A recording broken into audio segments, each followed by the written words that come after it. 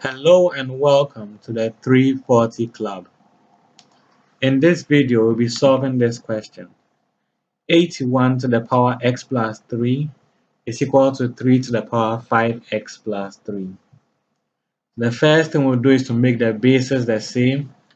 So I rewrite 81 as 3 exponents 4. And now the equation looks like this.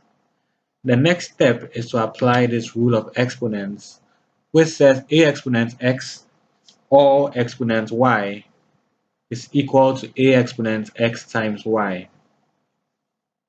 So now our equation looks like this. 3 exponent 4 times x plus 3 equals 3 exponent 5x plus 3.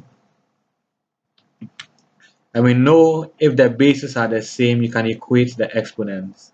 If a exponent x equals a exponent y, then x equals y. So now we can write it as 4 times x plus 3 equals 5x plus 3. Which becomes 4x plus 12 equals 5x plus 3 when we expand the brackets.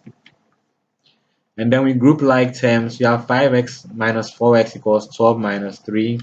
Therefore, x equals 9. So that's how you solve a question like this. Thanks for watching. Like this video, leave a comment, subscribe. Bye.